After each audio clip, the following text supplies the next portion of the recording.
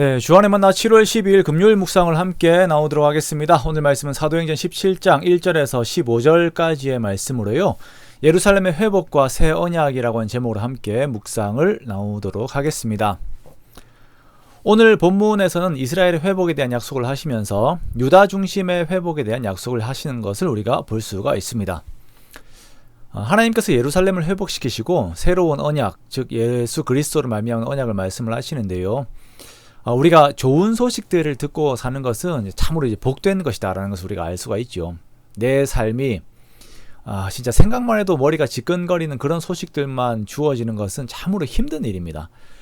매일 이런 문제들로 인하여서 잠을 제대로 들지 못하고 일어나도 힘이 들 때들이 있어요. 그러나 우리들에게 좋은 일들이 있을 때에 혹여나 그것이 꿈속에서 일어나는 일이라고 하더라도 우리들에게 들려지는 좋은 소식들은 우리들로 하여금 단잠을 자게 하고 그것은 우리들을 회복시킵니다. 마음과 몸이 막 회복이 돼요. 예레미야는 자신이 단잠을 잔 이야기를 합니다. 성경에 나오는 정말 달게 잤다라고 하는 표현이 거의 없는 것 같아요. 즉 기억이 없는 것 같아요. 근데 예레미야 이 표현이 나옵니다. 23절에서 26절까지를 보면 예레미야는 꿈속에서 하나님께서 주신 약속의 이야기들을 들어요. 하나님께서 유다를 바벨론에서 귀환하게 하실 때에 그들로 하여금 만족하게 할 것입니다. 그때 하나님께서는 유다 땅과 성읍들에 이제 의로운 초소여 거룩한 산이여 여호와께서 내게 복 주시기를 원하노라라고 하는 축복의 말씀들이 서로에게 있게 이렇게 하실 것이다 라고 약속을 하세요. 그때 평안이 있을 것입니다. 이 유다 백성들이 평안을 누리는 근거는 하나님께서 그 모든 연약한 심령들을 만족하게 하셨기 때문이에요.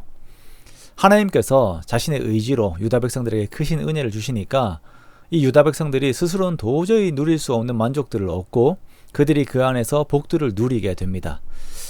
이러한 좋은 소식들, 주어질 좋은 소식들을 꿈에서 들은 예레미야는 자신의 잠이 달았었다라고 하는 이러한 고백들을 합니다.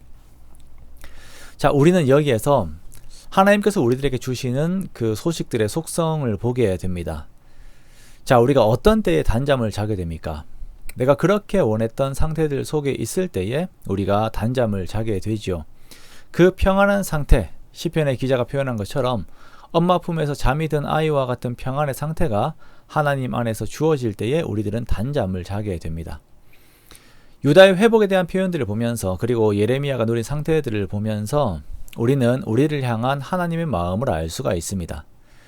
예수님께서 말씀하신 것처럼 하나님께서 우리에게 주시기 원하시는 평안은 세상이 알 수 없는 평안이다라는 것을 우리가 알고 우리 믿고 하나님을 더욱 의지하는 우리가 되어야 할 것입니다. 하나님께서는 또한 하나님의 통치 원리에 대해서 말씀을 하세요. 그 통치 원리는 연대 책임을 묻지 않겠다라는 것입니다. 표현이 보면 아버지가 신포도를 먹었다라고 해서 아들의 이가 쉬게 되는 일은 없을 것이다 라고 말씀하세요. 즉 자신들의 죄만을 감당하게 됩니다. 그러므로 자녀들은 아버지의 죄로 인하여 스스로의 삶을 막 포기해버리고 낭망하는 일이 없어야 합니다. 하나님께서는 우리가 각자 주어진 모든 상황들을 이기기를 원하시며 죄에게 속박을 당하는 것이 아닌 주의 은혜를 힘입어 죄를 이기는 삶을 살기를 원하십니다. 여러분, 가계에 흐르는 저주와 같은 말로 스스로를 속박하지 마십시오. 분명 이제 환경들이 우리들에게 주는 어려움들이 있습니다만 그보다 크신 하나님의 사랑과 은혜의 능력에 그 힘을 믿는 것이에요. 그러면서 더욱더 힘써서 주의 말씀 앞으로 나아가야 하는 것입니다. 31절에서 34절까지는 새 언약에 대한 부분입니다. 하나님께서는 이스라엘이 먼저 언약을 깨었음을 말씀을 하세요. 이스라엘이 하나님을 버렸음으로 인하여서 언약이 깨어졌습니다. 그러나 하나님께서는 새로운 언약을 맺으실 것인데 이 언약은 시내산에서 맺은 언약과 동일한 성격을 가지고 있습니다.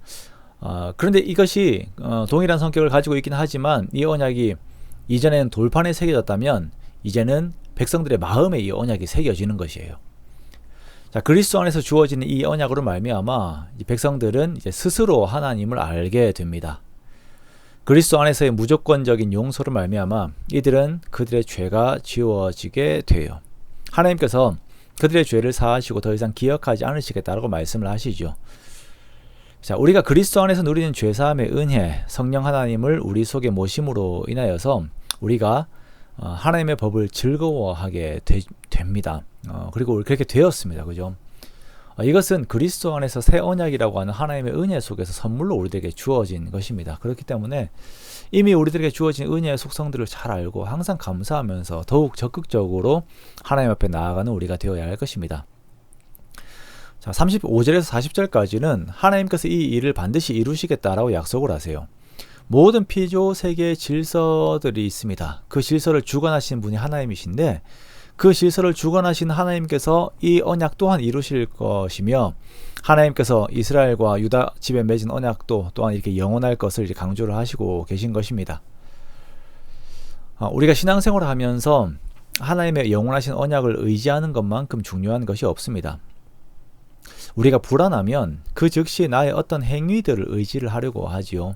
그러나 하나님께서는 우리의 능력이 아닌 예수 그리스도 안에서 하나님께서 약속하신 그 언약을 항상 의지하라고 말씀을 하십니다.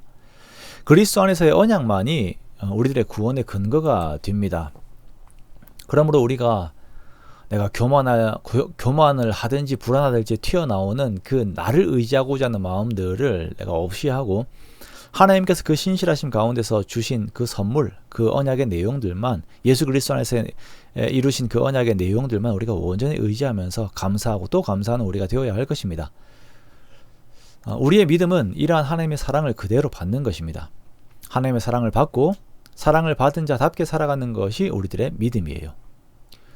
우리가 오늘을 살아가면서도 나의 부족함들이 보일 것입니다. 여전한 나의 죄악들이 보여서 나를 힘들게 할지도 모릅니다. 그러나 이 모든 것보다 크신 그리스도의 대속의 능력을 의지하여서 하나님께서 주시고자 하는 정말 그 단잠의 평안이 저와 여러분에게 항상 함께 하시기를 주님의 이름으로 축원합니다.